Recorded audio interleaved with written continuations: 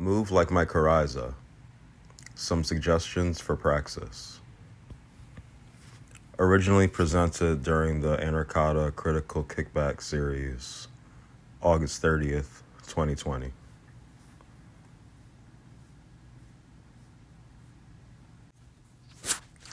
What are mycorrhiza? Mycorrhiza are mutual relationships between fungi and plant roots. They move nutrients between plants they are connected to. They can also sap nutrients from one part of a fungal network.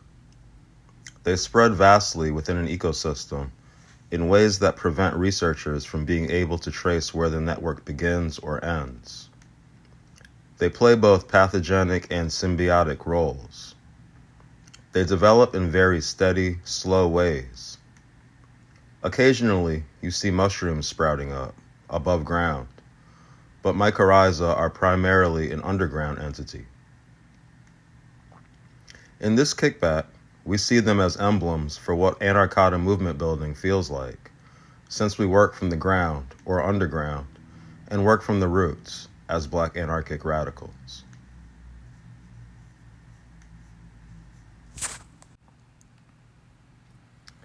Critical kickbacks. Critical kickbacks are a chill, accessible, non-hierarchical chance to get in touch with Anarkata principles through political education, mutual aid, or both. Since we push ourselves to an Anarkata frequency here, we want to center the most marginal among us, guard the lane against harm in the space, keep ourselves to that wavelength and not reproduce any transphobia, ableism, religious bias, fat phobia, or any oppression. This also means these spaces don't demand vocalizing thoughts of everyone, but also that the voices of the most marginal among us who want to communicate is prioritized. Black August. Black August is a time to commemorate Black freedom struggle, to fast, to study, to train, to fight. Almost 5 decades old now, Black August began in California prisons after the death of George Jackson in the 70s. Focused on revolutionary freedom fighters, the Black August tradition has grown to harness attention to a range of important moments in Black history, such as the Ferguson Uprising, which happened in August 2014, the birth of Marsha P. Johnson on August 24th, and the birth of Olutoyin Salau today, to name a few. Black August has spread beyond the prison movement to other political trajectories like the Wild Thing Anarkata turn. We commit to study, solidarity, struggle, and spiritual care in the name of the most marginal.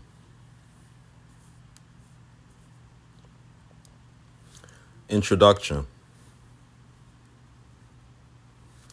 Anarkata has 9 ideological touchstones that help us build revolutionary communities in a way that is 1.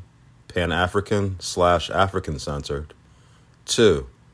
Anarchic and broad-based in terms of drawing on 3. Black militant traditions and multiple tendencies such as 4. Black feminism, 5. Queer trans liberation, 6. Disability justice, 7. Black radical ecology, 8.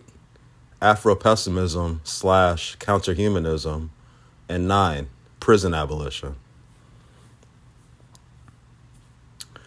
We work to undermine and destroy all hierarchy and class domination by harnessing radical, anti-capitalist, and anti-colonial propositions around Black cultures of opposition. We fight for self-determination and Black autonomy through centering the most marginal and building from below. This requires a dialectic between communalistic organizing models and comprehensive organizing models, because this allows us to combat both internal threats and external threats to Black liberation.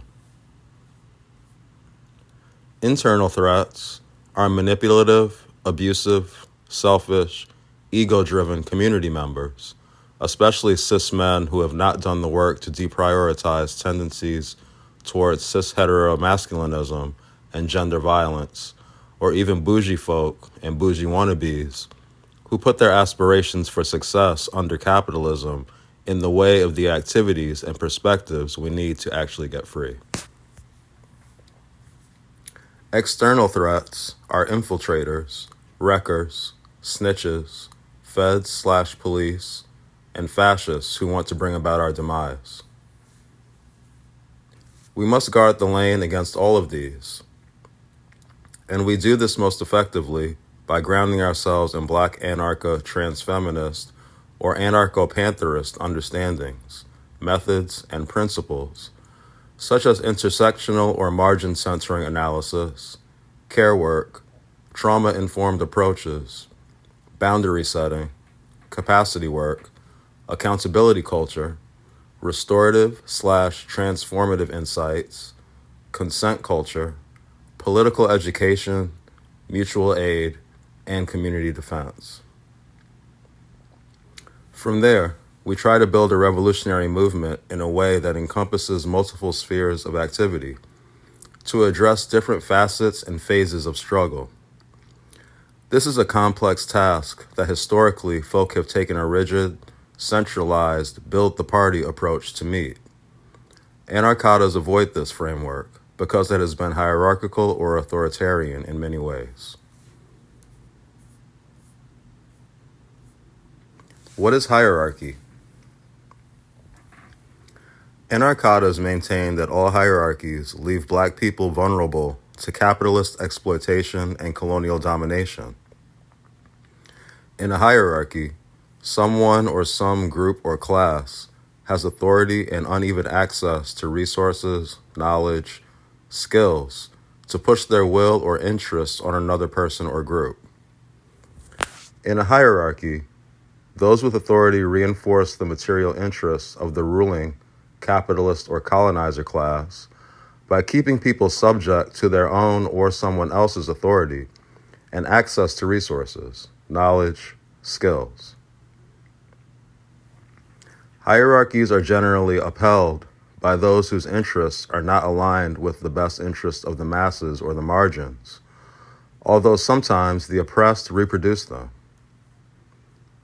In a hierarchy, the person or people with authority exert their will or their interests over others at the interpersonal and organizational level in ways that ultimately reinforce or intersect with the coercion, manipulation, violence, neglect, repression, and exclusion built into larger structures of dominance, oppression, exploitation. Hierarchy causes important information, leadership skills, resources, and power/access in the world of revolutionary activity to get centralized in and dictated by one place or individual. This can limit the capacity for members of the community to freely or organically take initiative in matters of liberation struggle. This also puts movements at risk of infiltration, intel gathering, and destruction by the enemies, feds, pigs, and wreckers, because now there are easily identifiable, quote-unquote, great men running things who can be targeted. Historically speaking, and even now, such individuals are often men, and such orgs are cis-male dominated or masculinist in their character. And even when they are not, they run the risk of reproducing patriarchy or some other form of oppression, such as ableism, heaping all kinds of violence and exclusion that does direct harm to our beloved community members and vastly underdevelops the movement. Network, a summary. The network is an alternative model for building a revolutionary movement. It is based in Black anarchic radical practice. Those who roll in a network are striving to be a coordinated yet autonomous set of decentralized radical formations and radical individuals. Everyone associates with each other freely. Each agent works to build a revolutionary anti-capitalist, and anti-colonial movement from the ground and through centering the margins.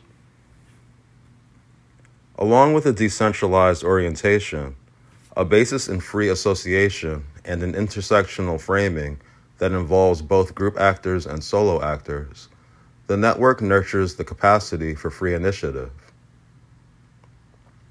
This is the individual capacity for autonomous, principled action in matters of liberation.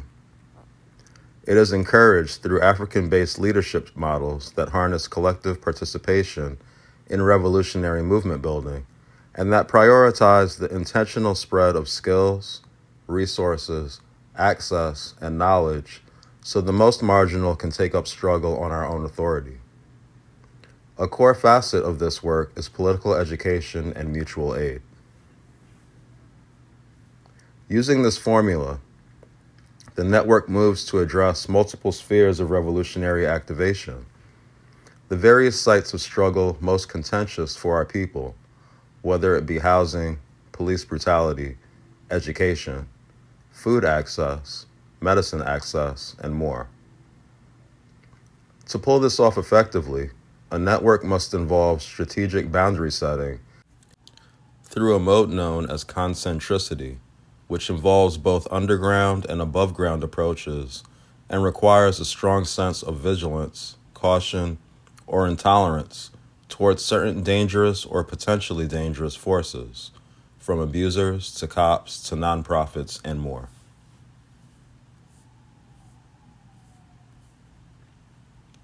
Decentralized orientation. Anarkata networks are decentralized because they are built on not subordinating anyone to a particular person or party. Everyone holds their autonomy as human beings and catalyzing agents of Black liberation. Even more, experienced or seasoned organizers and radicals don't take more precedence in networks. This isn't about dictating movements, but struggling with and together. Any form of leadership is focused on spreading the leadership capacity by encouraging free initiative. One does this by intentionally transferring the resources, spaces, skills, knowledge, understandings, methods, and principles folks need to take matters of liberation in their own hands. A key aspect of this is political education and mutual aid. Free association, principle. Free association is a core Anarkata principle. It means when we form a network, collaboration, partnership, comradeship, we do so on our own accord, or will. We don't do so because we are forced or because we feel pressured to by the power, access, resources, skills, etc. someone or some group might have over us. Our bonds are made in ways that are intentional and understood as mutually beneficial, or meaning that both sides recognize that each has something to offer to one another's growth in free initiative and leadership capacity. We set healthy boundaries and figure out our capacity for this work together.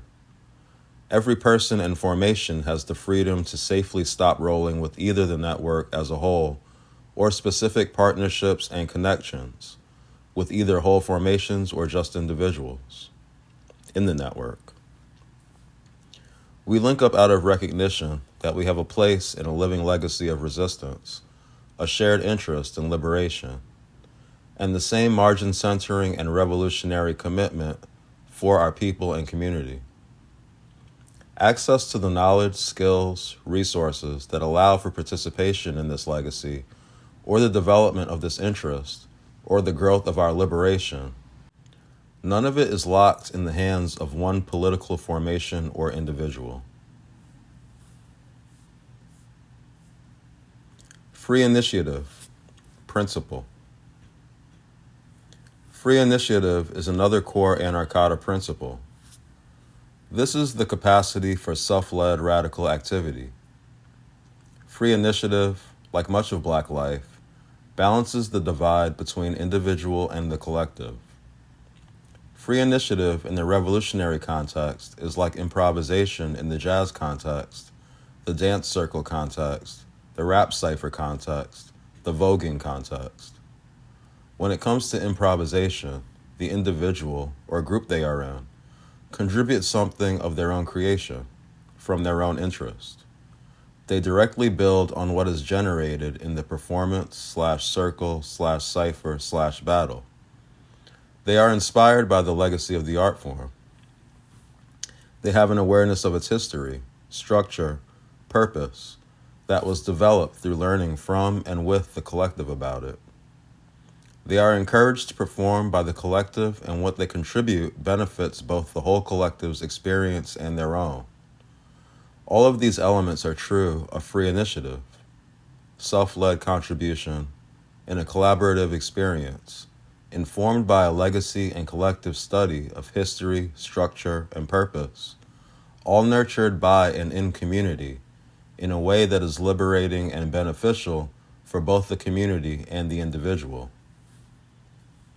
Political education and mutual aid are a great way to raise our consciousness and strengthen our capacity to act together so that free initiative and all its elements can flourish.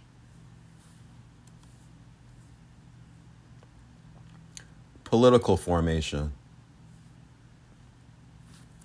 The term political formation is a broad label to describe groups or units dedicated to some form of radical activity. This can include the usual political parties and organizations, examples like the Black Panther Party, STAR, and the Black Liberation Army. It also includes affinity groups, alliances, coalitions, collectives, teams, squads, posses, even ensembles, gangs, fraternities or sororities, secret societies, people's liberation armies, etc.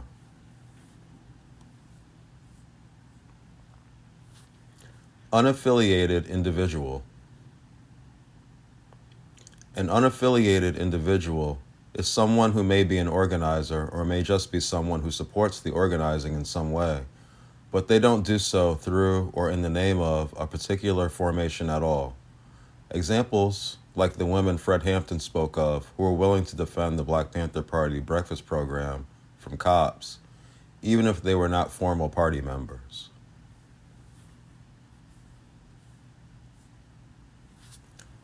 Above ground versus underground.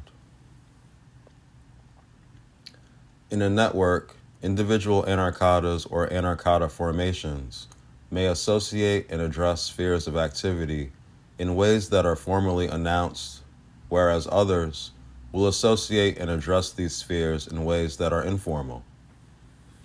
The choice between the formal or the informal will be based on whether the individuals or formations associating and building have chosen to operate at an underground level or an above ground level. With underground operations, there is a lot of stealth, lots of informational security, and concealment of those involved. The activities are likely stuff that's going to prompt increased repression or surveillance, like more militant or escalated actions that either are or could be spun by the government as illegal. The underground operations oftentimes have been led by clandestine units that provide a community defense and or a defense training role, and may even help with funding revolutionary activity. The above-ground operations oftentimes have been led by non-discrete individuals or formations that provide a people's education, advocacy, mutual aid, or community building role. Above-ground operations are less likely to require stealth, invite informational risk, necessitate concealment, and prompt repression or surveillance. These activities are more front-facing and cannot necessarily be taken or spun as illegal, although the government has a history of taking away rights or bending their own laws to suppress us. Every movement needs both underground operations and above-ground operations. Historically, the same formation and or individual has fulfilled both above ground and underground operations. But we follow the advice from Assata Shakur and suggest that the same individual or the same formation, especially if they are in a network of associations, does not mix both above ground radical work and underground radical work into their constellation of organizing activities. To mix the two is a huge security risk for everyone.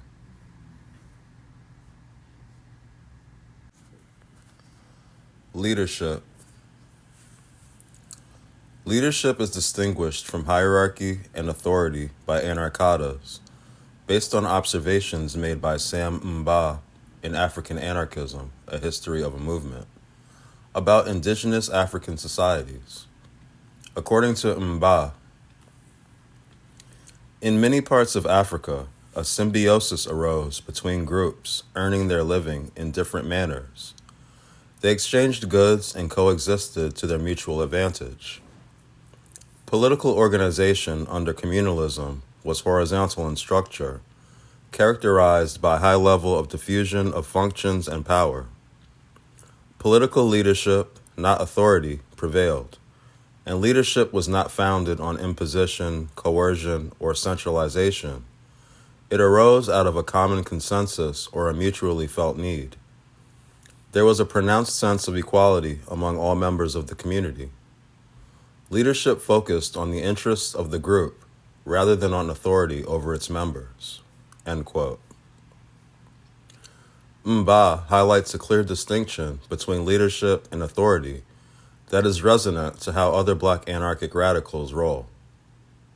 In the article Kickbacks, Ancestors, and Wildcats, the Anarchata Turn, Sid Profound writes, quote, "Leadership is more like nurturance and requires a lot of accountability to the success or survival or growth and self-empowerment of the so-called led." End quote. Many indigenous African societies aren't necessarily anarchic, but they arrange themselves in communalistic and egalitarian ways that allow leadership to flourish more often than hierarchy, which is why they inspire us. In this way, leadership is accountable to the people's needs and their will. A core aspect of leadership for Anarchatas is intentionally transferring skills and resources and knowledge or information so that people can therefore guide themselves and take free initiative in matters of our material liberation and revolutionary community building. But a leadership-led dynamic can become hierarchy when it fails or refuses to meet that end. This is why anti-capitalist, anti-patriarchy, anti-ableism, and anti-hierarchy understandings must be bridged in the anti-colonial movement. Hierarchy keeps Black people from throwing off our chains under colonialism, ableism, capitalism, and cis-heteropatriarchy.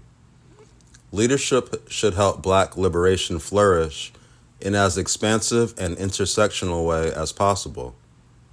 When leadership unfolds in this fashion, then everyone in every formation in a network of associations is assumed to have equal standing. No one person or formation is taken as the sole or primary source of legitimacy in or for the network. Go back and fetch it. Principle. Anarchata is a mosaic of principles, methods, and understandings that can sometimes involve reappropriating traditional philosophies and practices for use in revolutionary context. For example, many Black anarchic radicals have taken up the tradition of Susu in unique ways for their particular Anarchata trajectory. This process of repurposing traditions often gets called Sankofa, taken from the Akan concept, go back and fetch it. What it does not involve is monolithicizing and idealizing traditional and or pre-colonial thought and practices. Anarchata does not assume all traditions are universally applicable for each Black context, or that they are inherently anarchic or liberatory. The Sankofa process for Anarchatas is a dialectical one, in a way similar to how Kwame Nkrumah discusses tradition in African Socialism Revisited. In this text, Nkrumah distinguishes a material approach from the idealist approach that assumes pre-colonial African traditions are completely devoid of class and other hierarchical conflict. Nkrumah writes, "What we must recapture is not the structure of the traditional African society, but its spirit. For the spirit of communalism is crystallized in its reconciliation of individual advancement with group welfare." End quote. Here, it is clear that we recognize a communalistic and egalitarian character and impact in ancestral practices and thinking, but understand that they must also be modified and consolidated into revolutionary propositions that specifically address modern, capitalist, colonial, cis-heteropatriarchal, and ableist contradictions. In this kickback, we will invoke some African traditions to illustrate some of the organizational features we suggest here. But do understand that some of them have been applied in idealistic ways, and that we should not repeat the errors of neocolonial forces in the past. As Amilcar Cabral once said, "If we want to do something in reality, we must see who has already done the same, who has done something similar, and who has done something opposite, so that we can learn something from their experience. It is not to copy completely, because every reality has its own questions and its own answers for those questions." With that in mind, anarchadas can and should review our cultural histories, both traditional and modern, to find more social and political innovations than the ones expressed here. Don't take just our suggestions, but also look to or even develop new organizational practices to consolidate into revolutionary propositions. In the end, how we roll is about building an anti-capitalist, anti-colonial revolution that is decentralized, vigilant, strategic, margin-centering, intersectional, and somewhat comprehensive, or hitting several spheres of activity, and is not concerned primarily with cultural revivalism. Practical/theoretical catalyst group. A catalyst is a kickstarter for getting anarchada thought and anarchada activity coming to fruition in a particular place at a particular time. Catalysts help to nurture the fires already being used to burn the plantation. The suggestion for Catalyst Group is found in Lorenzo Komboa Ervin's Anarchism and the Black Revolution. Ervin explains that the Catalyst Group is a, quote, federation of affinity groups in action. This Catalyst Group, or Revolutionary Anarchist Federation, would meet on a regular basis, or only when there was a necessity, depending on the wishes of the membership and the urgency of social conditions. It would be made up of representatives from or the affinity group itself, with full voting rights, privileges, and responsibilities. It would set both policies and future actions to be performed. It will produce both anarchist communist theory and social practice. It believes in the class struggle and the necessity to overthrow the capitalist rule. It organizes in the communities and workplaces. It is democratic and has no authority figures like a party boss or central committee. End quote. The anarcho-pantherist spaces that Anarchada, a statement, came out of can be considered a catalyst group. Catalyst groups have to be beholden or accountable to the needs of the network and the community, as it says of leadership in the statement, which requires consistently checking in with their associations. A catalyst group is not a vanguard party. Any catalyzing force must ground itself like the Ashe, grounded in community, as catalyzation is an operation that can be accessed by all who are striving in an anarchada frequency. The catalyst groups in a network should have participants who are contextual rather than permanent actors in that particular operation. so they arise and roll out when it's necessary. Like with all formations, it is important to us that any catalyst groups which may have to form are comprised particularly of intersectionally marginalized members of our community, especially disabled and trans Black women, houseless folk, sex workers, and incarcerated folk. Catalysts often jumpstart spreading leadership capacity and nurturing free initiative in the beginning stages of a network. As this process rolls on, new catalysts come into play and build off or modify what's been previously generated based on context-specific needs of the community and the network. Catalyst groups do not lord themselves over revolution, but are emerging in struggle based on the needs and interests of the people.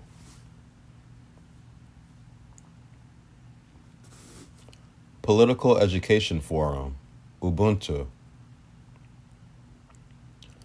The Political Education Forum is a public setting where individuals raise their revolutionary consciousness and their capacity for radical action.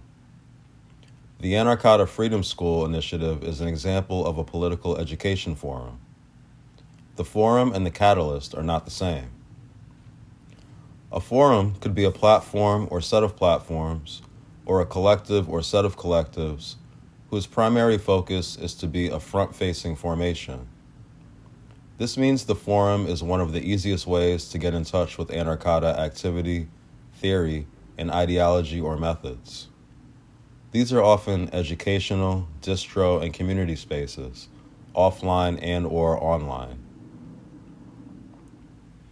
The forum's primary focus is political education events, to spread the intro to mosaic of Anarkata principles for others.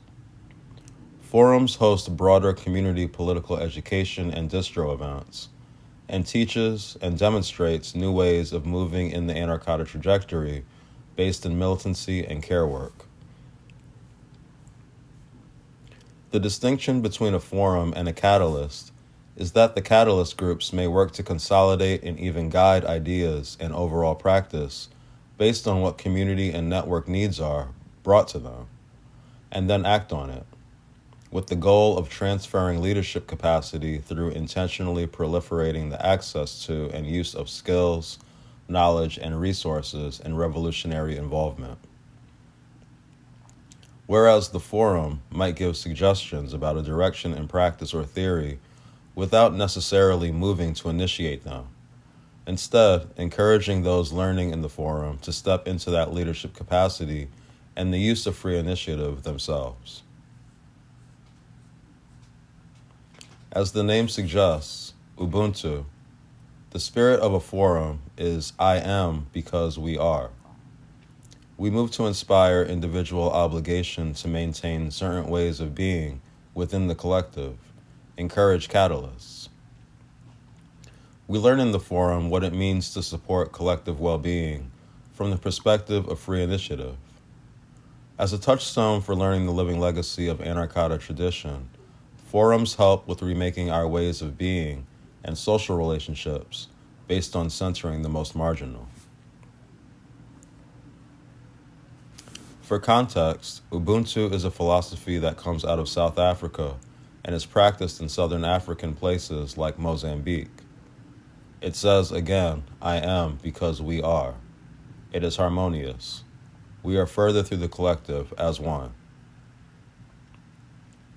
It is a challenge to capitalistic culture that dictates individuals to be atomized. We are not given the radical imaginations to pursue harmonious relationships outside of violent capitalism. This all falls in the aspect of going back and fetching it, but not in a way that idealized pre-colonial times. It is a practice of breaking from colonial activities.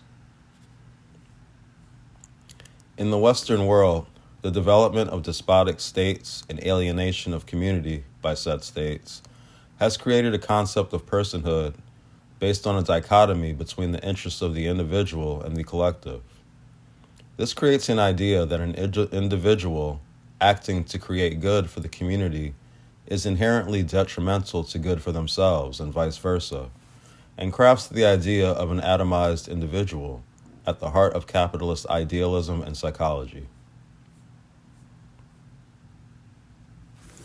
The concept of Ubuntu, by contrast, eschews this false dichotomy.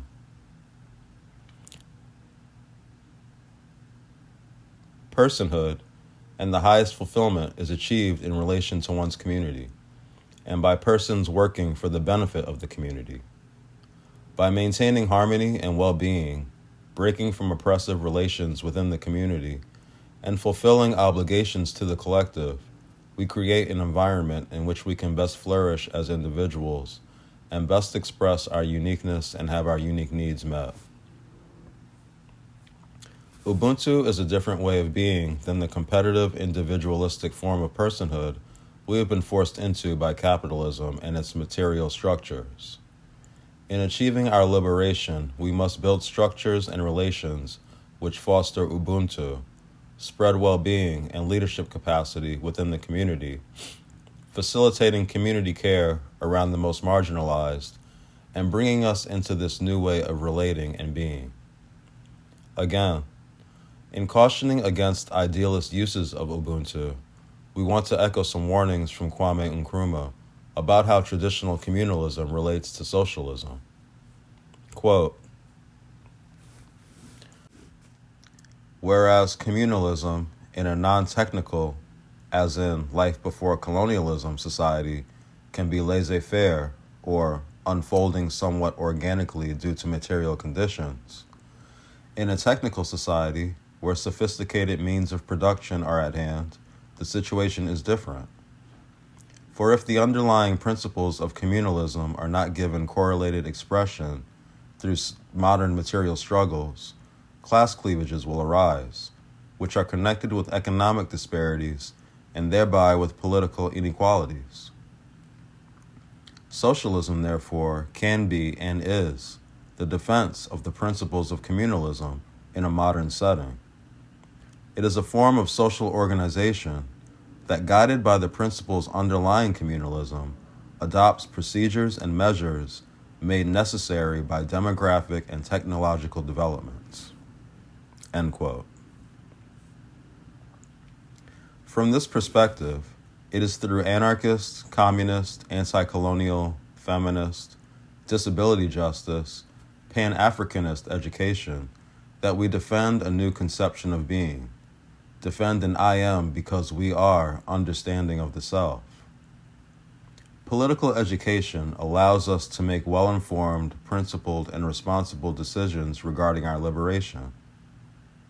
As the Anarchata statement says, political education increases our ability to act on our own and in collaboration with others regarding matters of liberation, and provides a foundation for doing so. Without political education, our efforts would dissolve into baseless, unprincipled chaos. In this way, political education provides the very conditions of possibility that support our people in the use of our autonomy.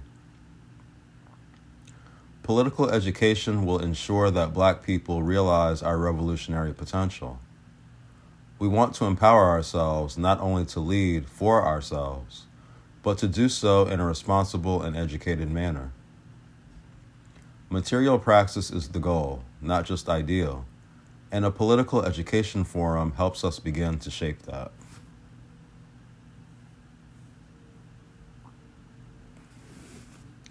Mutual Aid Pod, Halumbe.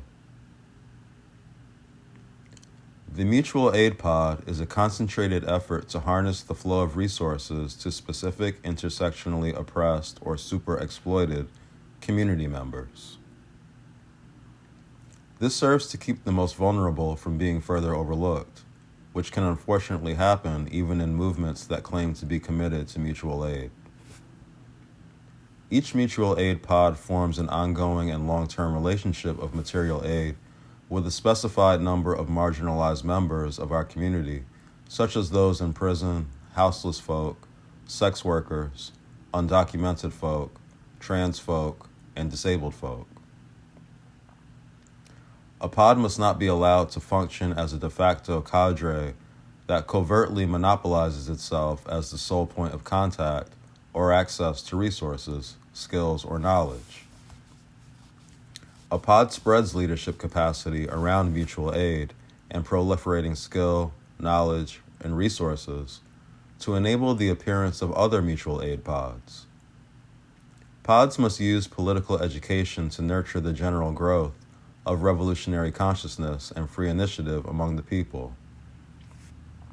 An example of an ongoing mutual aid pod is the Prison Solidarity Critical Kickback series in our crew's particular network, where we have raised funds for specific incarcerated Black, queer, and trans siblings, and run phone zaps to meet their demands, and write letters to them while studying abolitionist literature as a form of political education. As their name implies, Halumbe, the mutual aid pods pull together community around the most vulnerable, seeking to equalize access to material resources and undermining power disparities. Pods ensure that one formation does not take up full responsibility of mutual aid practice, as can happen sometimes, or that certain people don't get forgotten as a mutual aid project expands. These pods form new social understandings of collective aid and work, resting on equal standing with community members. They can expand to function like a collective subsistence organ, if you will, dealing firstly with basic survival or infrastructural needs like food and housing, or support for or after surgery.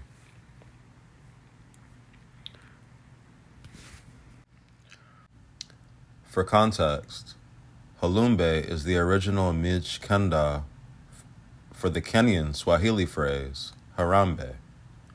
It means to pull or push together. It was used by Jomo Kenyatta following the independence of Kenya as a call for Kenyan communities to develop themselves without the use of resources from the colonizer and central banking and market apparatuses. The history of it is that after the British left Kenya, rural areas were severely underdeveloped, and very little of the capital created and concentrated by colonial processes remained in the country in a form accessible to most Kenyans. In order for Kenyan communities to develop, produce roads, infrastructure, and educational opportunities, they had to, quote, pull together. This meant villages and townships pooling their efforts through common funds, collective labor, pressuring large contributions from those in the community who had more, and democratically developing their localities to meet the needs of the community. Harambe also included women forming their own economic Harambe units so as to achieve greater self-sufficiency, as gendered labor divisions in colonial capitalism had created a divide in which women in the village had been locked out of wage-earning labor, resigned to household agriculture, and made dependent on the wages of men in their family units who were able to labor in the cities.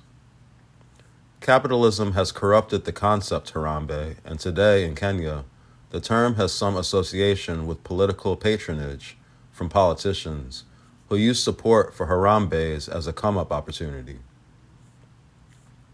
There was a historically bottom-up nature of Halumbe and historical Harambe as autonomous activity rather than state or institutional policy. It was over time that political patronage and Kenyatta's neo-colonial bureaucracy co-opted the Harambe movement into political patronage projects and attempts to institutionalize the larger success projects of the movement, which predated independence. And so we suggest fetching the original context of a word which Kenyatta simply yelled to the newly liberated Kenyan people, Halumbe. For us, this means to pull together our underdeveloped communities by transferring resources from those who have more toward the autonomy and political power for the most marginalized within the community. Again, we echo here Nkrumah's words, quote, "The quintessence of the human purposes of traditional African society reasserts itself in a modern context through materially oriented socialist procedures and measures. This is not mere cultural revivalism, We must remember the revolutionary orientation of mutual aid, an anti-capitalist and anti-colonial revolution that Halumbe is being applied to. Mutual aid is not charity or nonprofits, as is happening when it gets liberalized. Mutual aid does not imply moral superiority of the giver over the receiver. In the charity or nonprofit approach, those with access to more resources or who hoard them simply throw a few crumbs at the people suffering from the very system that allows the rich and privileged to have enough to donate anyway. The intention of charity and nonprofits is never to build something that challenges the system itself. Charity and nonprofits rely on capitalism. But, with mutual aid, the focus is on a principle of self-determination, where oppressed people are striving to take charge over how our own societies and communities are structured and how we collectively meet our needs. We use mutual aid to kickstart our struggle to organize ourselves from below, from our own infrastructures and cultures and relations, not relying on mainstream or capitalist authority, ideas, and institutions. Mutual aid is done thoughtfully and from a place of radical, anti-capitalist, and anarchic conscience. Mutual aid is not about a simple sense of compassion for the underserved, like we see with charity and nonprofit work. Examples include organizing and benefiting from food drives, donating clothing or money directly to those in need, financial advice, tutoring, childcare, help navigating social services, and community defense networks, to name just a few. Mutual aid is based on the principle of investing in our communities now for a return later. Under capitalism, the person who offers aid today may be the person who needs aid tomorrow. Strong communities practice mutual aid. Through mutual aid, people are identifying our various materialist needs: food, clothes, funds, emotional or mental care, medicine, and more, and then mapping geographies of aid, strategically pointing out who can fill the need and how we can meet that need together, but on our own accord. Importantly, mutual aid is like a space to rehearse revolution, as it is a practice that helps us become more confident in understanding of skills we have or can learn to use in meeting our needs and freeing ourselves. Anarchados use mutual aid as a starting place to help us become more aware of why autonomy from colonial and capitalist man and white power is necessary.